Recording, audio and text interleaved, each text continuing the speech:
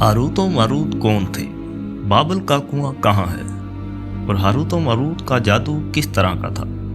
یہ وہ پراسرار سوالات ہیں جن کے جواب تو بہت ہیں اور لکھنے والوں نے بھی بہت کچھ لکھا ہے، لیکن قصے کہانیوں میں حقیقت کو تلاش کرنا گہرے سمندر میں سے موتی نکالنے کے برابر ہے۔ ہاروت و ماروت کے متعلق بنیادی طور پر دو طرح کی روایات ملتی ہیں، ایک وہ جو قرآن و حدیث اور تابعین کے اقوال میں موجود ہیں، اور دوسری وہ جو تورات و انجیل اور اسرائیلی روایتوں میں آتی ہیں، جبکہ ان اسرائیلی روایتوں کو بیشتر علماء اور مورخین نے تائید کی ہے۔ اس ویڈیو میں ہم ان دونوں طرح کی روایتوں اور واقعات کو مکمل پیش کریں گے۔ روایتوں کے مطابق حضرت ادریس علیہ السلام کے زمانے میں ایک مرتبہ آسمان و زمین کے درمیان سے پردوں کو ہٹا دیا گیا تو فرشتوں نے زمین میں آباد انسانوں کو دیکھ کر تعجب کیا اور بولے، یا رب العالمین، ہم تو گناہ کے قریب بھی نہ جاتے، جبکہ یہ بنی آدم گناہوں میں اتنے مبتلا ہیں، اگر ہم ان کی جگہ ہوتے تو ہم کبھی بھی تیری نافرمانی نہ کرتے۔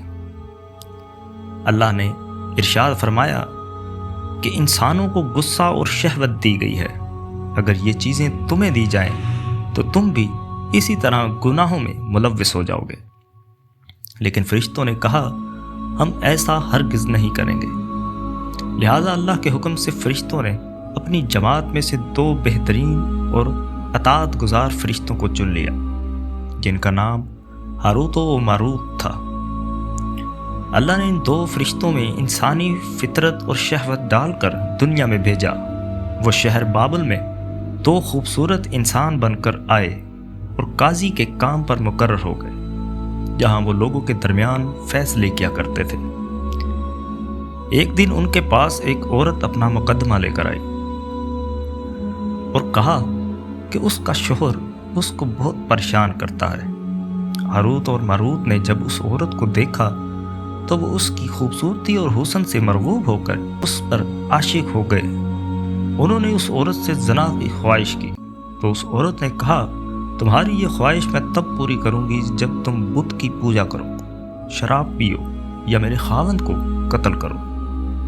ہاروت اور ماروت نے شراب نوشی کو چھوٹا گناہ سمجھ کر پی لیا اور نشے کی مستی میں دو اور کبیرہ گناہ کر بیٹھے۔ اس عورت نے ان سے آسمان پر چڑھنے کا عمل بھی سیکھ لیا، جس کے ذریعے وہ آسمان پر جاتے تھے۔ جب عورت اس عمل کے ذریعے آسمان پر گئی تو اللہ کے حکم سے اسے ستارے کی شکل میں مسخ کر دیا گیا۔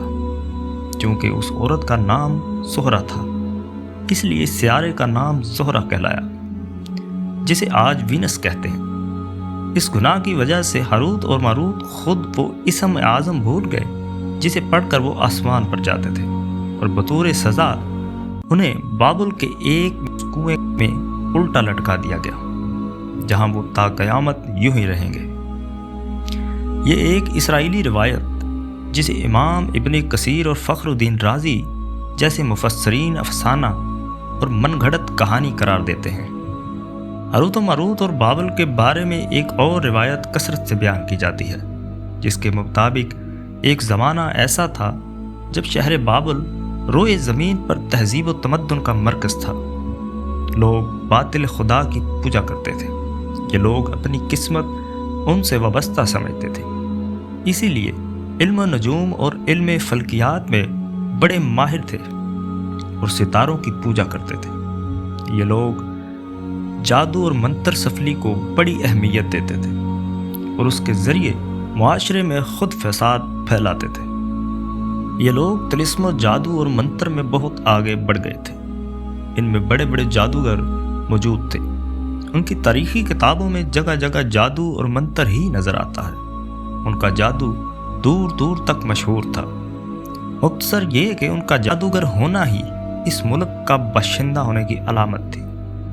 جب حضرت سلیمان علیہ السلام کی حکومت آئی تو آپ نے ان لوگوں کو شرکیہ عمل سے روکا اور ان کی سحر اور جادو کی کتابوں کو جمع کر کے اپنی عظیم کرسی کے نیچے دفن کر دیا، تاکہ اس فتنہ انگیز شر کا جڑ سے خاتمہ ہو جائے۔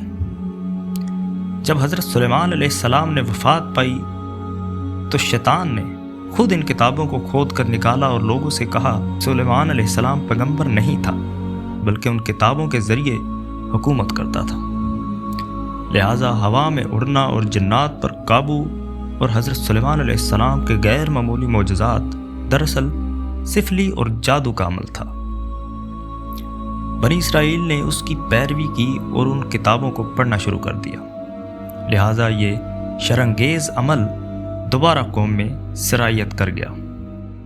اللہ نے حضرت سلیمان علیہ السلام پر لگائے جانے والے الزام اور تہمت کی نفی کرتے ہوئے سورۃ البقرہ میں فرمایا ہے، اور انہوں نے اس چیز کی پیروی کی جو سلیمان کی بادشاہت کے وقت پڑھتے تھے، اور سلیمان نے کفر نہیں کیا لیکن شیطانوں نے ہی کفر کیا، لوگوں کو جادو سکھاتے تھے، اور اس چیز کی بھی جو شہر بابل میں ہاروت و ماروت 2 فرشتوں پر اتارا گیا تھا، اور وہ کسی کو نہ سکھاتے تھے جب تک یہ نہ کہہ دیتے تھے کہ ہم تو صرف آزمائش کے لیے ہیں، تو کافر نہ بن۔ لہٰذا جب یہ سحر بابل میں عام ہو گیا اور لوگوں کی تکلیف اور پریشانی کا باعث بن گیا تو اللہ نے 2 فرشتوں کو انسانی صورت میں مامور کیا کہ وہ جادو کے عوامل اور اسے باطل کرنے کا طریقہ لوگوں کو سکھائیں تاکہ وہ جادوگروں کے فساد اور شر سے محفوظ رہ سکیں، لیکن یہ تعلیمات غلط مقصد کے لیے بھی استعمال ہو سکتی تھی، حالانکہ وہ فرشتے لوگوں کو تنبیہ کرتے تھے اور انہیں کہتے تھے کہ یہ تمہارے لیے ایک آزمائش ہے، لیکن پھر بھی وہ لوگ ایسے کاموں میں پڑ گئے جو انسانوں کے لیے ضر اور نقصان کا باعث تھا۔ بعض عربی داستانوں میں اس کنویں کا ذکر بھی ملتا ہے جہاں کئی لوگ پہنچے اور ہاروت و ماروت سے ملاقات کر کے جادو کا علم بھی سیکھا، جبکہ بعض مورخین کا کہنا ہے کہ عراق کے شہر میں کھنڈر کے قریب ایک قدیم کنواں موجود ہے جہاں سے بابل کی سرحد شروع ہوتی ہے۔ بہرحال اس واقعے سے یہ سبق ملتا ہے کہ سفلی اور جادو ایک شرکیہ عمل ہے، مگر یہ کہ اس کا استعمال شر پسندی اور فساد کے خاتمے کے لیے کیا جائے۔ اسی کے ساتھ اپنے میزبان محمد سفیان کو دیجیے اجازت، اپنا بہت سارا خیال رکھیے گا، اللہ حافظ۔